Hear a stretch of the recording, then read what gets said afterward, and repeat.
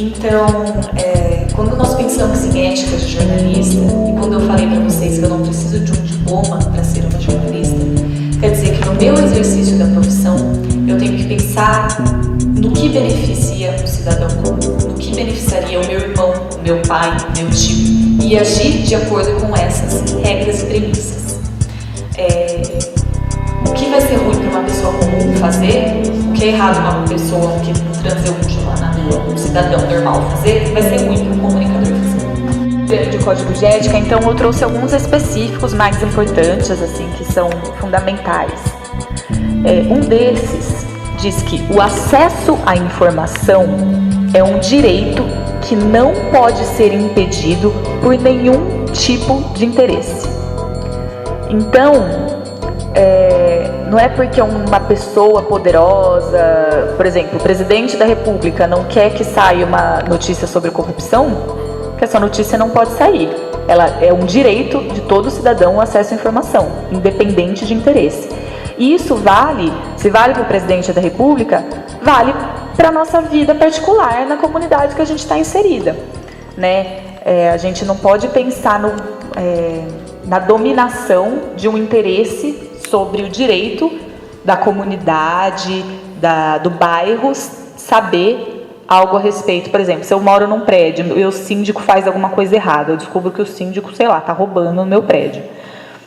E aí meu prédio tem um panfletinho. E aí eu fico, meu Deus, será que eu vou divulgar essa informação? Mas o síndico é mais poderoso do que eu. E se o síndico me pressiona para eu não divulgar essa informação? Então, o que esse código nos conta é que, assim, acima de qualquer interesse, acima de qualquer poder, as pessoas têm o direito de serem informadas. Então, não é o poder do síndico que vai embarrar, como não é o presidente da República. A divulgação da informação precisa e correta é o dever dos meios de divulgação, dos meios de comunicação.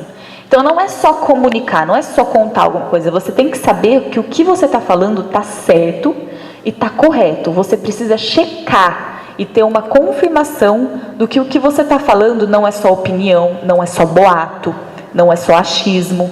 Você precisa ter uma fonte. Todo mundo está familiarizado com o que é o termo fonte? Tá, né? Então tá bom. Ela não pode ser manipulada e deve ter como finalidade o interesse social, não para as pessoas serem beneficiadas sobre o que você está falando. E um outro ponto muito importante do Código de Ética é que censura e autocensura é um delito contra a sociedade. Isso entra... Lembra que eu falei do síndico? Se o síndico tivesse me proibido de fazer um jornalzinho, ele ia estar cometendo um crime contra a sociedade. A censura é proibida. Todas as pessoas... Lembra uma coisa muito horrível que aconteceu durante a ditadura aqui no Brasil e que aconteceu também na Bolívia? É que as pessoas não tinham direito de escrever, de transmitir informação pelas rádios, pelos jornais, porque existia uma censura sobre o que elas falavam. E isso é um crime. Então, toda vez que vocês forem produzir, vocês não podem falar, isso as pessoas não podem saber. Não, elas têm um direito, vocês não podem censurar o que vocês vão transmitir para essas pessoas. Aí, outro ponto. O compromisso fundamental do jornalista é com a verdade dos fatos. E o trabalho do jornalista é baseado pela precisa apuração, pela boa apuração dos acontecimentos e a correta divulgação. Isso é uma coisa muito importante. Eu tinha um professor na faculdade que ele falava assim: matéria que não tiver 3 fontes, eu não publico. Matéria grande. Então, quando a gente ia fazer um texto para o jornal lá da USP, e eu ia fazer um texto sobre dificuldade, por exemplo, vou inventar um tema aqui, das pessoas, de cadeirantes, de usar o transporte público dentro da USP, por exemplo. Se eu fosse fazer uma matéria sobre isso, eu não ia poder entrevistar só um cadeirante, escrever lá a minha matéria e pronto, acabou. Só com uma pessoa. E assim, ela ia ficar uma matéria muito melhor e muito mais coesa se eu entrevistasse um motorista, se eu entrevistasse um cadeirante, se eu entrevistasse a pessoa responsável pelo transporte da USP, pela reitoria da USP, por exemplo. Então, quando fala que é necessário uma precisa apuração dos acontecimentos, é que é muito importante vocês sempre terem fontes que vocês sabem que são oficiais, que vão falar algo que, assim, em vez de ouvir alguém que você não sabe por que aquela pessoa está falando aquilo, se o que aquela pessoa está falando é verdade ou não. Então é muito importante ser rigoroso na hora de você transmitir uma informação. Não é, o fulano falou isso, peraí, deixa eu confirmar com mais uma pessoa, com outra pessoa, deixa eu ligar para ver se um segundo me confirma essa informação, em vez de você passar adiante. É muito importante ter fonte oficial. Ou também na contraparte, se trata de Isso! Perfeito! Ouvir os dois lados. Eu vou falar um pouquinho mais embaixo sobre isso, mas isso também faz parte de uma boa apuração. Por isso que eu falei, por exemplo, se tem um problema lá na USP com cadeirante, que eles não estão conseguindo entrar no ônibus, eu ouço o cadeirante, mas peraí, eu vou ouvir a USP também para saber o que eles estão fazendo a respeito disso, entendeu? Então é muito importante vocês ouvirem os dois lados, que a gente fala no jornalismo. Daqui a pouquinho eu vou me aprofundar um pouquinho mais sobre isso. E aí sobre a fonte, um dos deveres de nós como profissão é sempre que a gente achar necessário, a gente não precisa divulgar a fonte. Mas isso é só para casos em que a segurança dessa fonte pode estar comprometida. Por exemplo, imagina se chega uma fonte para vocês e faz uma denúncia bombástica e vocês confirmam que essa denúncia é verdadeira, vocês vão atrás de outras fontes e aí vocês falam assim, a gente precisa tornar isso público. Mas aí vocês falam, nossa, será que essa pessoa que nos contou isso, essa fonte, ela está segura? Será que se a gente colocar o nome dela na matéria, ela não vai ser perseguida, ela não vai ser prejudicada? Então, aí nessas ocasiões, você pode omitir, mas só depois de você ter certeza e comprovar que ela está falando a verdade. Exato. Às vezes, a gente vai fazer alguma matéria e a pessoa não quer que revele, a gente às vezes muda o nome da pessoa, aí a gente coloca assim um asterisco e coloca no fim, esse nome é fictício, pela segurança da pessoa. Isso acontece bastante. Isso. Então vocês têm essa prerrogativa. Vocês podem não divulgar e ninguém vai brigar com vocês. Mas lógico, só escondam o nome quando for uma situação delicada, como a que o Antônio acabou de contar pra gente. Protegido pela lei. Então vocês têm sempre que é necessário, vocês têm esse direito.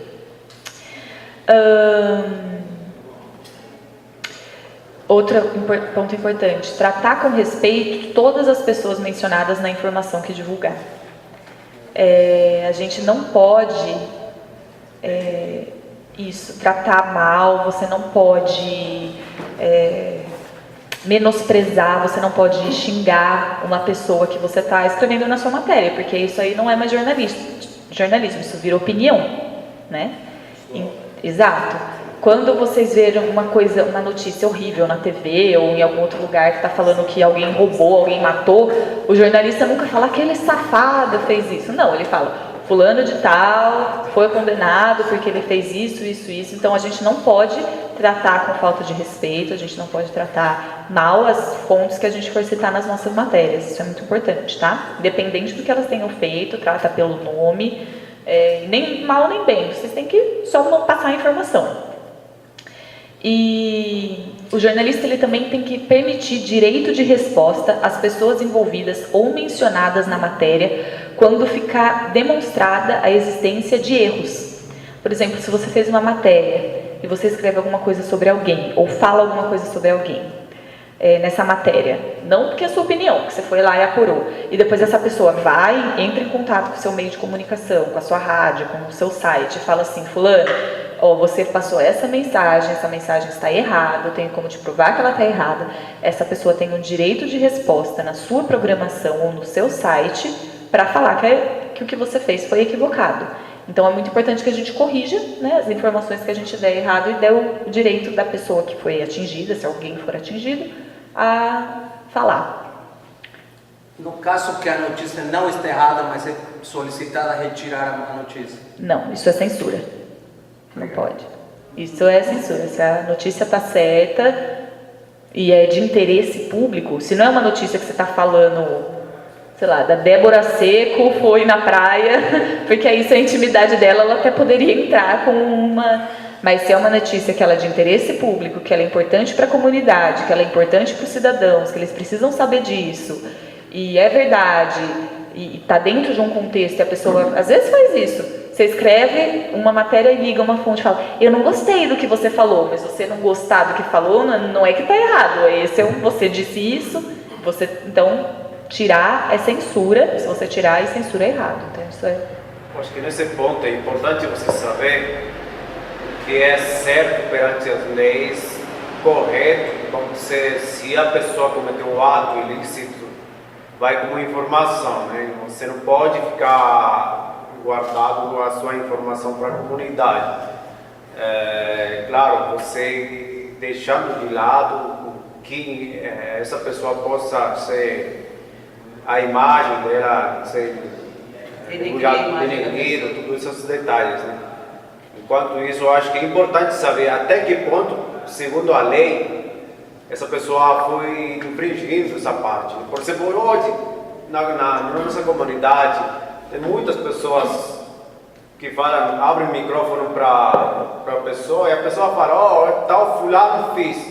Mas aqui não é tal fulano, o fulano fez, mas foi a instituição, na base da instituição ou algum ato que ele fez que está errado, não é fulano, a ação dele que está errada. Eu acho que assim, a partir do momento que você tem uma denúncia, você tem que só torná-la pública quando você comprova essa denúncia. Por exemplo, vocês já conversaram com o Emílio Coutinho, né, da Escola Base, do caso da Escola Base aqui no Brasil, que foi uma escola de creche, que a mídia divulgou que eles tinham violentado as crianças, a escola fechou, eles foram perseguidos, a casa deles foi destruída, a escola foi destruída, e era tudo mentira, porque a mídia divulgou uma informação antes de saber que era verdade. Então, quando você vê alguma matéria, reparem nisso, que quando acabou de acontecer um crime, as matérias nunca vêm como o assassino, o ladrão, o suspeito de ter cometido um assassinato, até que se prove. Você não pode denunciar uma pessoa e falar barbaridade sobre ela. Então, isso é muito importante, né? Acho que a hora que o Antônio falou da questão de... Porque a pessoa não gostou, é só assim, se você sabe que é verdade, não tem por que você tirar. Mas até o ponto de... Então, sempre que receber uma denúncia, é sempre importante falar o suspeito e comprovar antes de... Você saber se dirigir. O que o Milton quis falar, eu acho que eu entendi. É que, por exemplo, nós temos em algumas rádios alguns programas, tá? Onde o condutor, é o termo que eles utilizam, o condutor do programa, ele abre o microfone para o povo. E aí o povo fala mal do outro, publicamente, né? Então ele fala publicamente, e ele mesmo fala, eu escutei falar, e o outro deixa publicar. Então não dá. Você entendeu? Uhum. Então, são programas mencionando nomes. E eles falam nomes. E não é ao vivo, né? É ao vivo, então esse é um problema. Então eu acho que assim, o repórter ele vai ter que começar, é importante assim, quem faz isso, antes de entrevistar a pessoa, você tem que fazer um caminho com ela, falar assim, olha, a gente não xingar outra pessoa, ofensa pública, você pode ser processada por isso, isso não tá certo e você não tem o direito de acusar ninguém. Se você quiser fazer uma denúncia e usar o microfone aberto, o povo fala, você me prova, me fala o que é, a gente vai atrás e aí, se for verdade, a gente dá o espaço para você dar a sua opinião. Então, acho que isso na hora que for fazer esse microfone aberto, que é uma prática muito legal dentro da comunicação popular, é importante ter um microfone aberto, mas tem que ver qual vai ser a finalidade. Se for para causar picuinha e ferir a imagem de uma pessoa sem que essa pessoa tenha direito de resposta, ou sem que você saiba que isso é verdade, aí está errado, aí a gente não pode fazer. Quem é o responsável quando acontece um crime desse tipo? É o meio ou é a pessoa? E aí, eu não sei. Eu acho que é o locutor. Eu acho que são os dois. Os dois. Eu acho que pra mim é os dois. É o comunicador É os dois. e o meio. Sabe por quê? Porque no jornalismo, quando a gente, por exemplo, sei no jornalismo escrito, nas revistas lá, às vezes a Globo tem que pagar indenizações altíssimas por causa de uma matéria que um repórter fez. Então é o veículo que responde, é quem tornou quem resolveu veicular, tornar isso público, entendeu? Peraí, que acho que ele tá... Bom, no caso, nós temos que lembrar sempre procurar as fontes mais seguras para poder divulgar a informação. Porque se no caso do microfone aberto, se o pessoal está denunciando um ato que você não tem conhecimento, melhor falar ou cortar o microfone da pessoa e falar que vai apurar o caso, para esclarecer a denúncia. Eu acho que uma coisa legal no microfone aberto é perguntar para as pessoas assim, ó, que tipo de problema você está no seu bairro? Você está com um buraco na rua?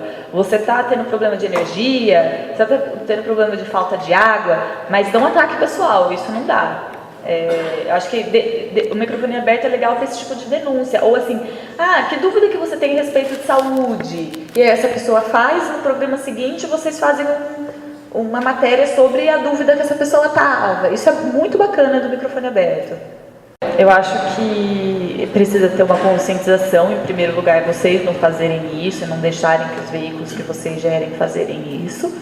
E talvez durante a programação de vocês seria legal, olha, calúnia, difamação, ataque contra a honra são considerados crimes, não humilhe publicamente uma pessoa sem ter prova do que você está falando, sabe? Assim, acho que isso é uma coisa legal para se fazer. E se você é atacado e essa coisa for muito feia, for horrorosa, aí você tem até os meios legais para se defender perante isso, né? Que eu acho que mas conscientizar as pessoas é bem importante, assim, o que você pode e não pode.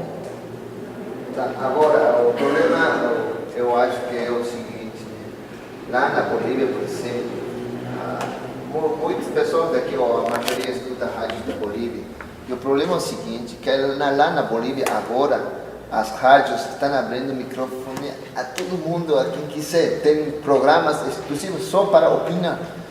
Outro cara que fala besteira para outro, fala para o governo, fala para uma, fala para outra coisa, fala a coisa assim, não tem limite, pode falar qualquer coisa que eles querem. Então já a cultura boliviana, os bolivianos lamentavelmente estão já mal formados, né? Então nós agora aqui temos que fazer saber que aqui no Brasil, você não pode tratar, não pode xingar, não pode falar desse jeito, tem um mecanismo, tem uma cultura muito diferente, né? Às vezes eu acho e vejo o erro também dos colegas que querem fazer o mesmo estilo, né? Querem fazer do mesmo jeito, que lá quer abrir um microfone e querem fazer. Então, não adianta fazer isso, né? Então, nós que somos comunicadores temos que temos que escutar rádios daqui do Brasil, temos que ver a mídia do Brasil, como que eles fazem. Então, aprender um pouquinho, implementar isso. Eu acho que essa é a melhor solução que as coisas que pode acontecer. E por outro lado também, né, aumentando aí, tem alguns colegas, lamentavelmente, que só fazem a rádio por um interesse pessoal, né? Porque eles precisam ou se mostrar ou sair à palestra e pronto, e não tem nenhum tipo de preparação, não vem aqui aos cursos, não assistem. Então eles só querem ter algum protagonismo desse tipo, né? Mas a verdade é que não vai dar certo isso. Se você não se prepara, não tem curso, não assiste, não pelo menos faz importação da voz, como você vai conseguir ou vai ser uma pessoa de bem? Ou vai ser uma pessoa grande? É muito difícil, né?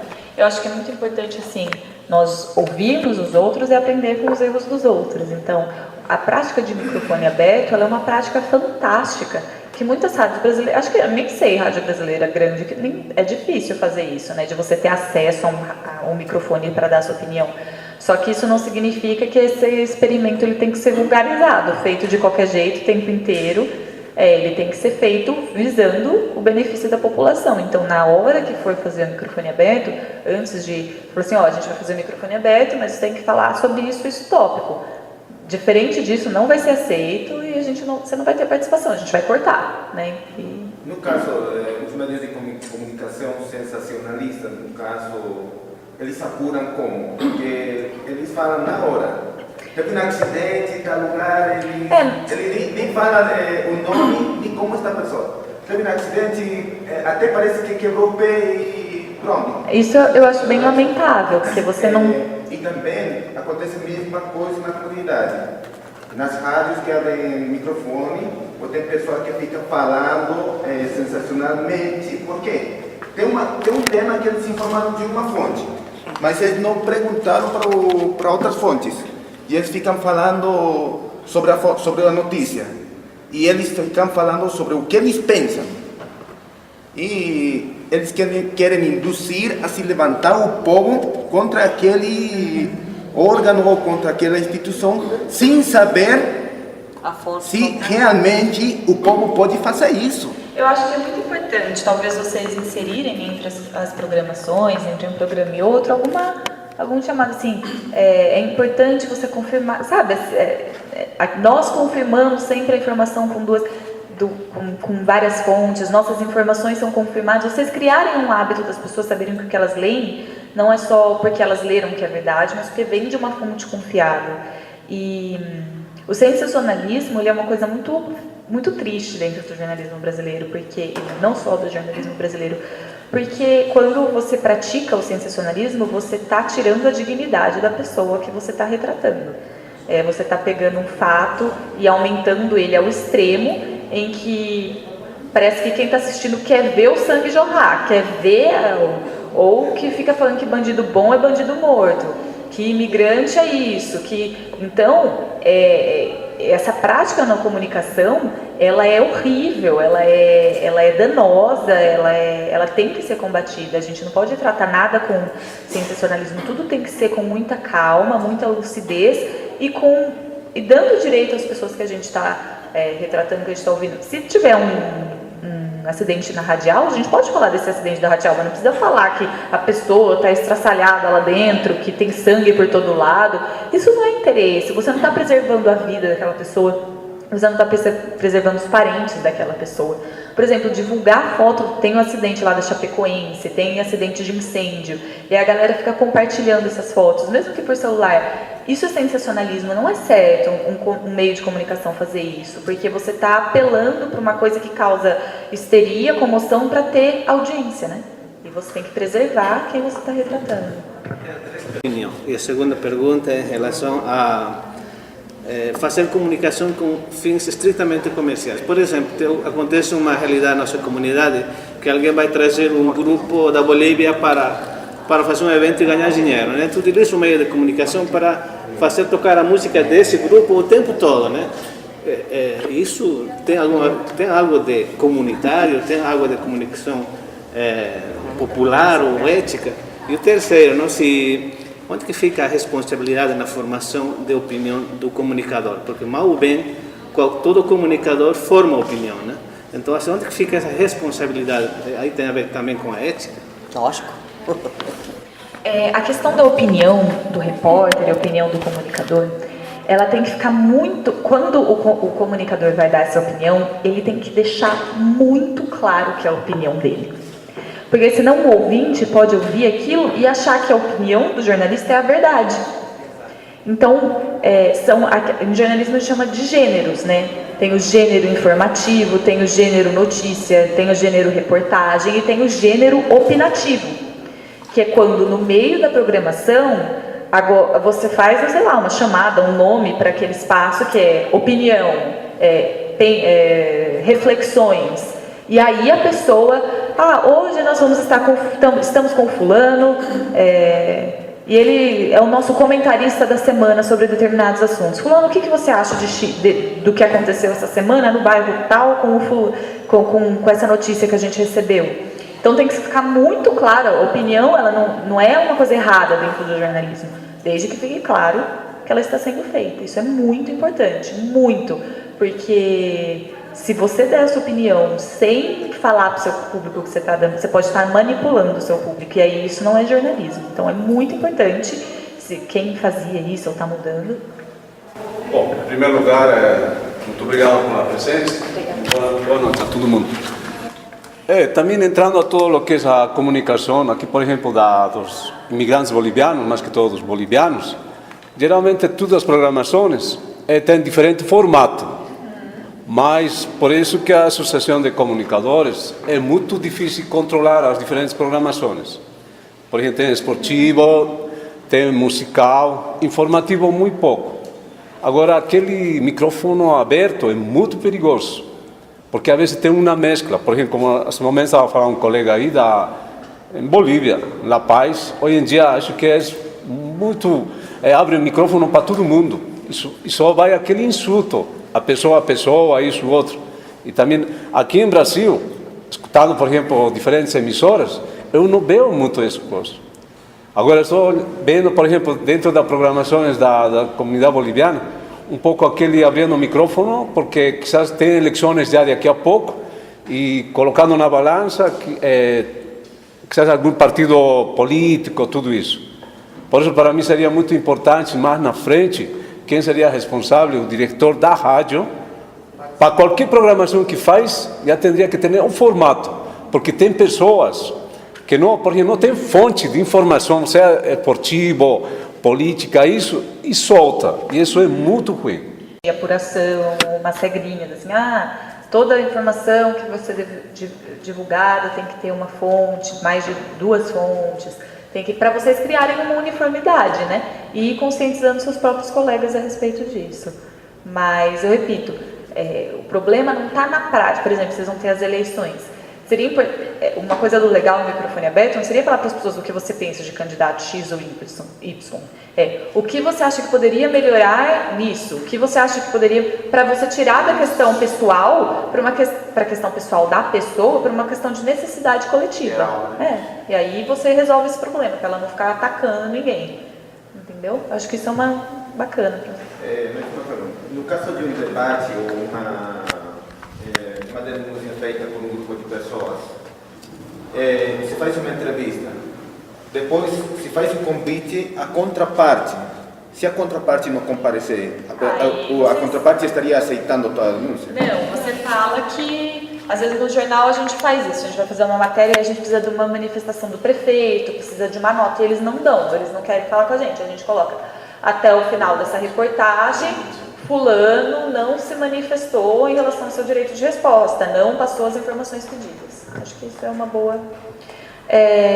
eu não tinha terminado de responder as perguntas. Quando você perguntou da divulgação cultural das bandas, se for ter um show, se for ter alguma coisa, se você só colocar aquilo para promover alguém por interesse pessoal, aí não é tão legal. É importante que você fale, olha, vai ter o show e coloque uma música. Isso não é errado, porque se for uma música relevante, outra coisa é você não falar isso e a sua programação inteira ficar veiculando essas músicas. Eu tenho certeza que quem for no show vai querer ouvir umas músicas antes, então é legal você... Por exemplo, quando a gente vai ter o show aqui no Brasil, teve essa semana do John Mayer, desses caras. Então aí o pessoal colocava nas rádios as músicas do John Mayer para incentivar a ida, mas fica muito claro que é um apoio, é um patrocínio, é um apoio cultural que você está dando. Isso que eu acho que não... vai ter o show, nós estamos apoiando esse evento, e vai a música do grupo que estará tocando. Acho que não tem problema desde que...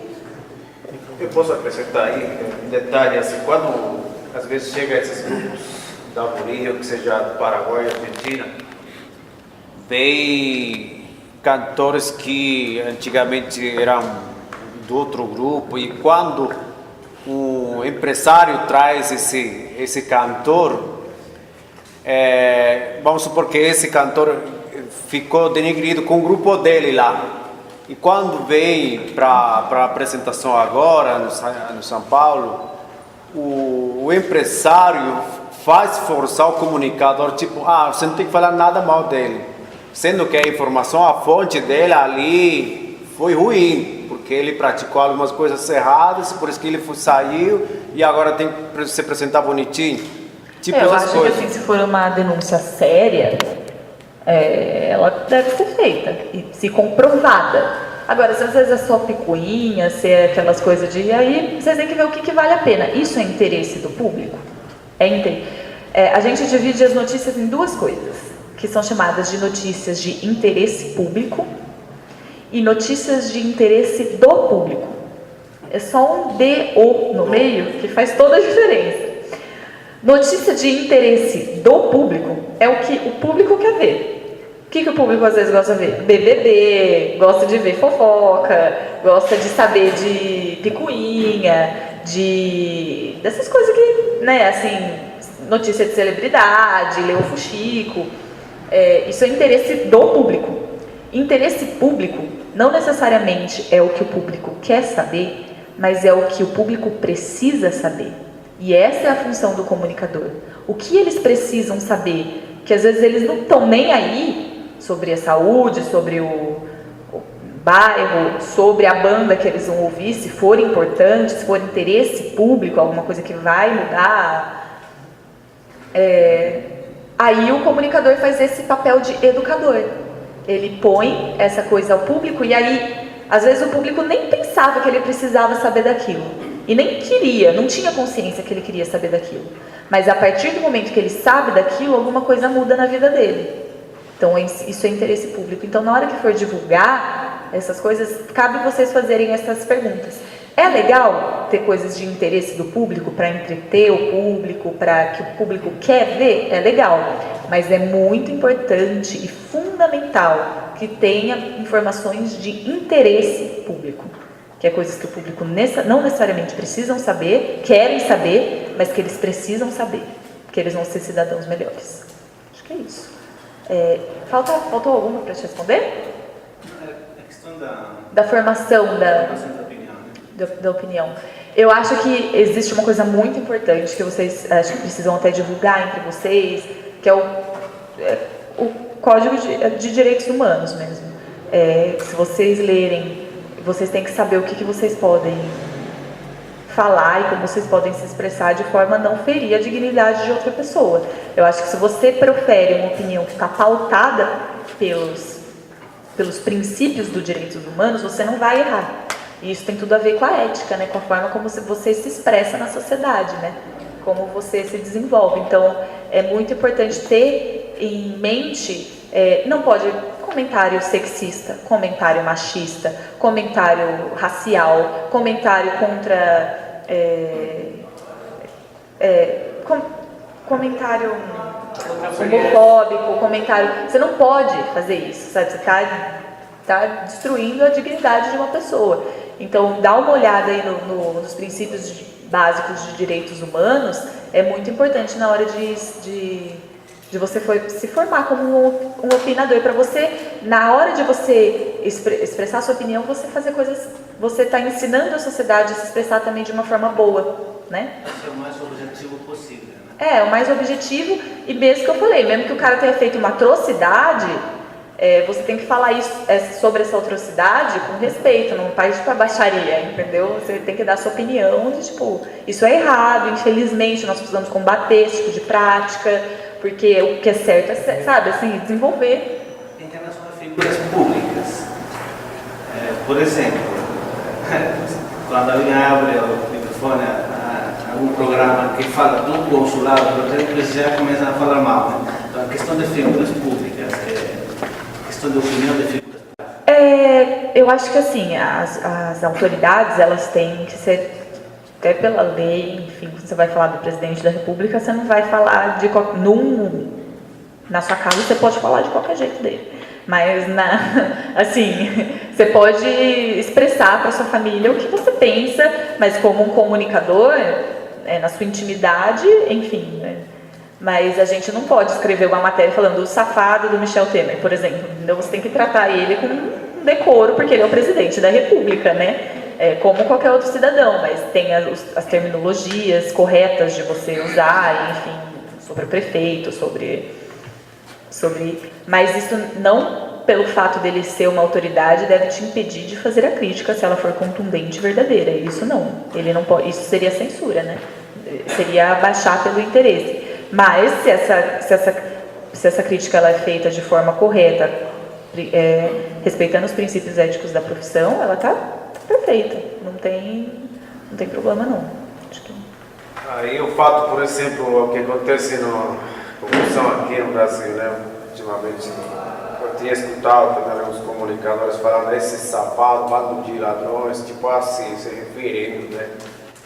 Então, quando é comprovado realmente aqueles sacos de dinheiro, que tudo foi visto nas imagens, tudo mais, você tem como às vezes se submeter e ficar calado, né? Não, você pode, mas eu acho que é mais com a intensidade que isso vai ser expressado e qual o vocabulário.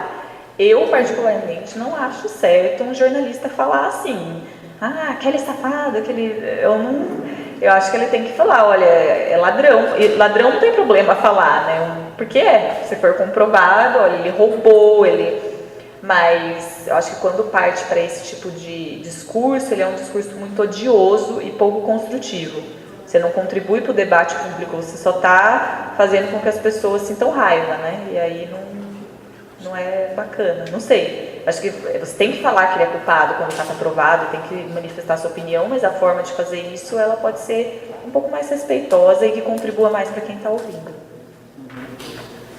Respecto ao programa do José Luiz da Teila, não sei como que a gente permite, como que essa questão, né?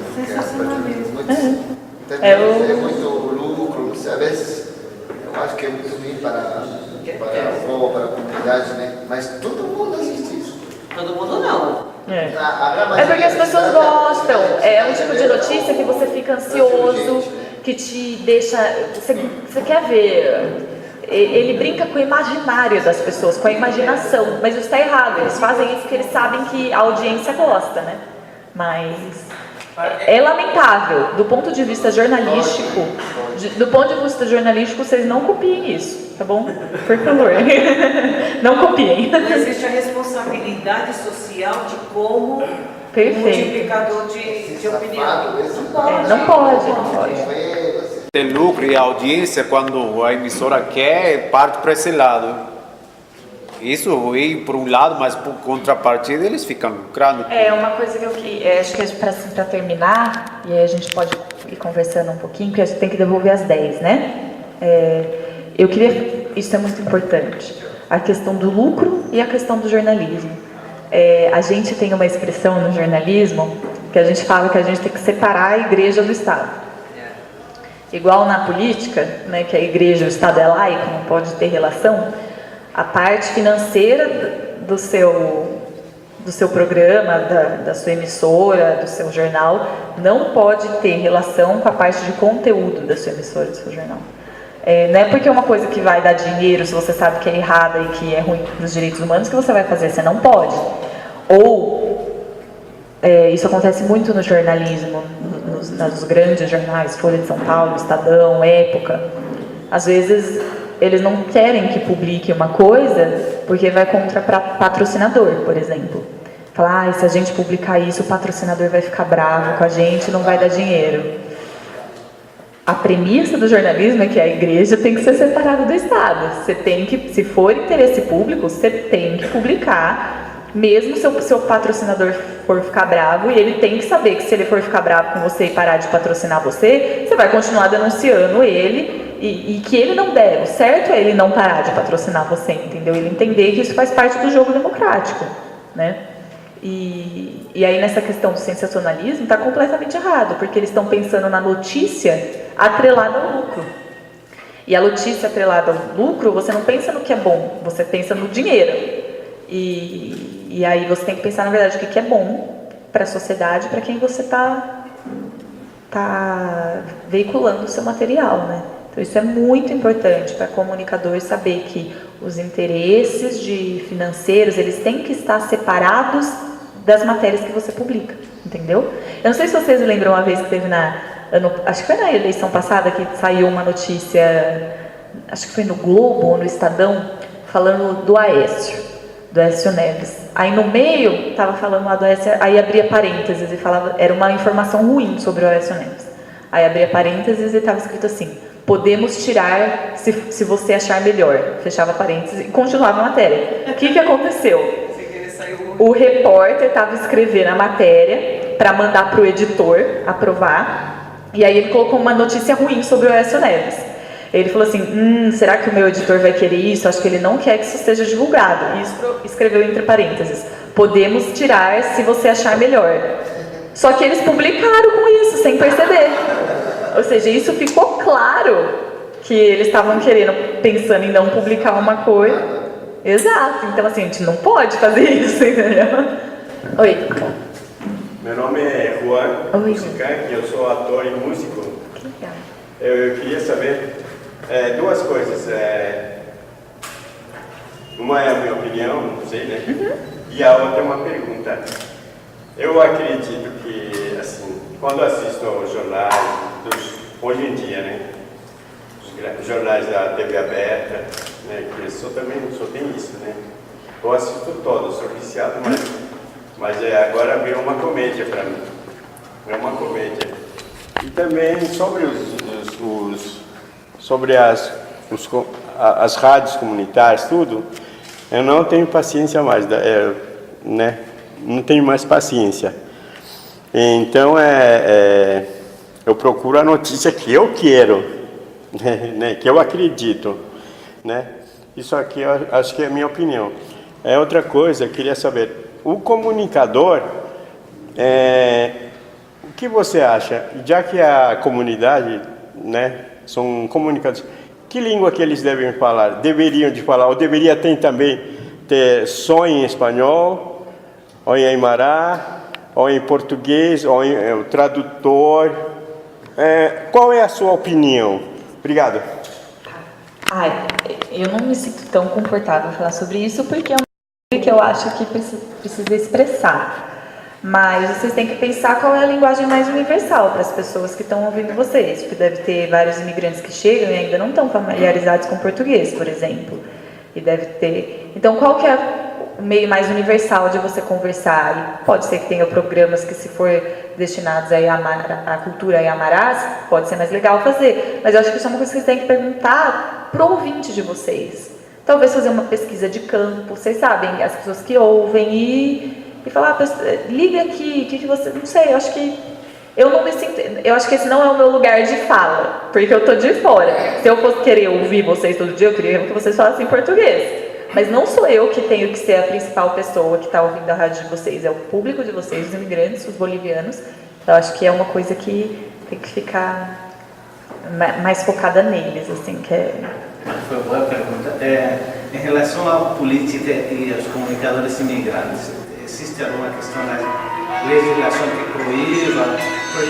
Saiu uma época, uma notícia de que os imigrantes não podiam fazer política, falar de política, esse tipo de coisa. Existe, em geral, vocês não podem ocupar cargos públicos e nem exercer o voto, não é? Fazer atos políticos. Não pode também, né? O novo Estatuto do Estrangeiro não mudou isso, né?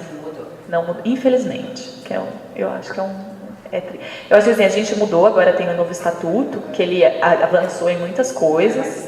É lei, é verdade, era o Estatuto do Estrangeiro, agora é lei de imigração, estava confundindo os dois. E a nova lei de imigração, ela enfim, eu acho que ela deu passos maravilhosos, ela é pautada no direito humano, ela é pautada... Mas eu acho que assim, o grande passo para mim dessa lei é que ela muda as palavras. E o uso das palavras, quando a gente usa um dia, 2 dias, 1 ano, 2 anos, 10 anos, 20 anos, 30 anos, isso molda como a gente enxerga o mundo, a forma como que a gente diz as coisas e como a gente lê as coisas. E para mim um grande avanço dessa lei nova é que ela muda a maneira de se falar da imigração e de se falar do imigrante. E com o tempo isso pode mudar o discurso circulante a respeito do imigrante, o que as pessoas pensam a respeito do imigrante, porque antes o imigrante era visto e tratado quase como um criminoso pela nossa legislação. Ela criminalizava a imigração, assim, você só pode ser imigrante num caso extremo. E agora não, ela é pautada pela acolhida humanitária, e isso a longo prazo eu acho que a gente pode ter, tento ser otimista, grandes avanços na forma como a sociedade enxerga o próprio imigrante, como se relaciona com ele, né? Como pautado nos direitos humanos. Mas o comunicador, ele pode se expressar politicamente, pode se expressar livremente, porque ele está ancorado pelos direitos humanos e a liberdade de expressão, que é universal, é assegurada em todos os tratados internacionais que tem aí. Então vocês podem livremente se expressar. Mas, Suzana, um pouquinho o Ricardo, né? Eu entendo também que quando nós estamos falando de comunicação popular, né, como é o nosso caso, nós estamos falando para o nosso povo. Nós, comunicadores bolivianos, estamos nos dirigindo para o nosso público, para os bolivianos. Então eu vejo assim, que nós, com esse efeito multiplicador de ser comunicador, a gente tem que ter muita cautela na hora que for falar de política, especialmente de política brasileira. Porque aí você está, no caso, como comunicador, sem querer, conduzindo, induzindo. É essa a pauta que a gente discute. Então, às vezes, eu discordo de alguns comunicadores, porque por ele ser um agente de efeito multiplicador, pode cometer esse erro da condução, né? Muito embora a livre expressão seja de todos. É essa cautela que eu falo que a gente tem que ter com comunicação popular, né? Sim, aí entra a questão de você deixar claro que é a sua opinião, usar os termos certos para dar a sua opinião e que contribua para o debate público, não para só inflamar o assunto. E isso é opinião. Agora, informação sobre o governo brasileiro, vocês têm todo o direito de dar, enfim. Mas se for para dar opinião, que seja uma opinião muito coesa e que contribua para a sua sociedade, não para inflamar ou para, enfim.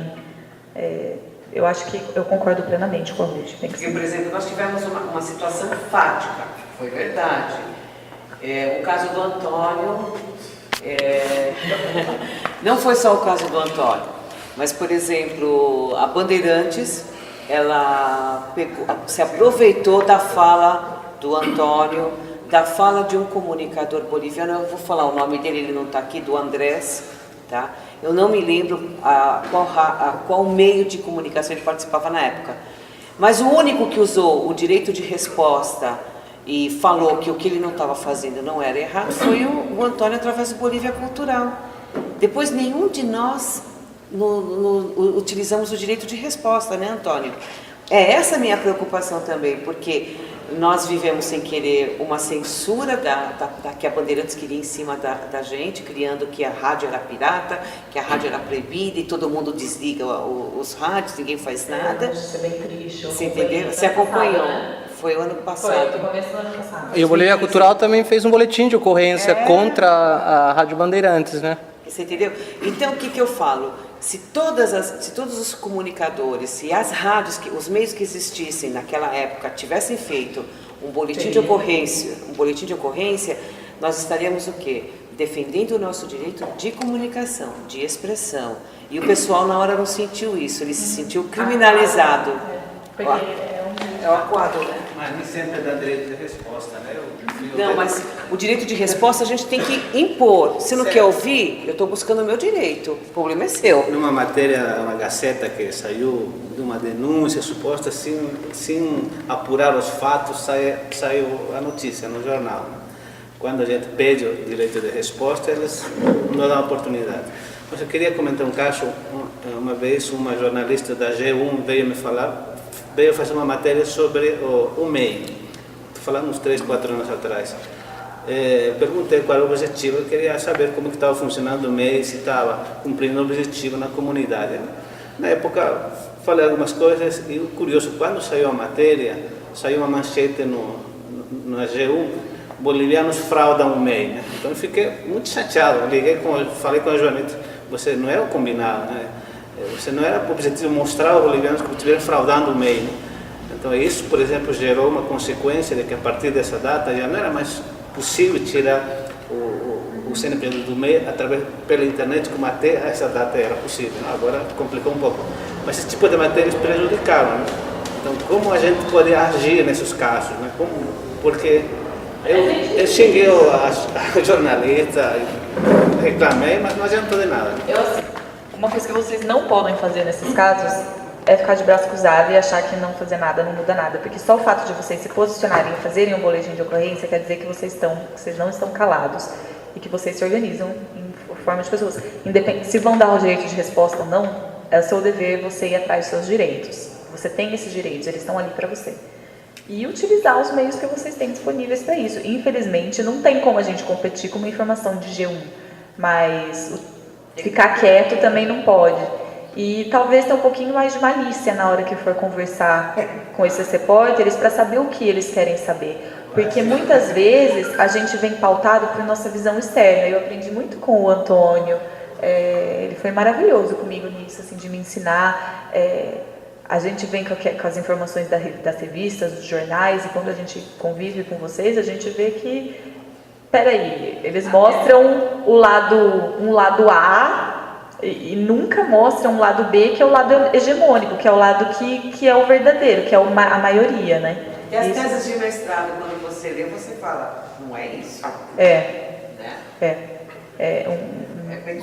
Susana, queria agregar nisso aí a contra, como também rebater para a grande mídia. Não, existem várias, mas também tem outra de mostrar o nosso lado, desde o nosso olhar, publicar e o público também compara, os brasileiros também acompanham.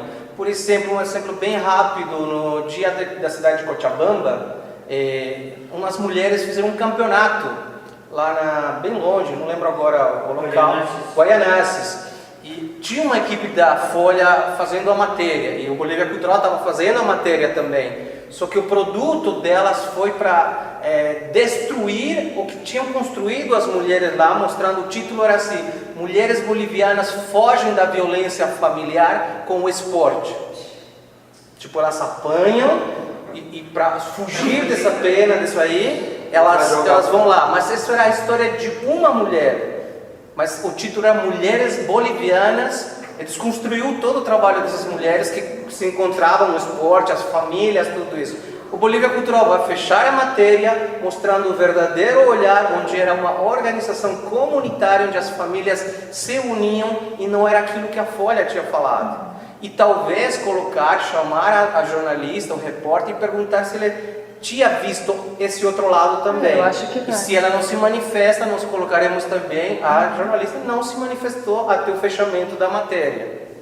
Eu acho que, aproveitando essa fala do Antônio para concluir, porque a gente já passou aí o horário, é exatamente esse o papel do comunicador popular e do comunicador no geral, dignificar a pessoa e dignificar o que a gente está retratando.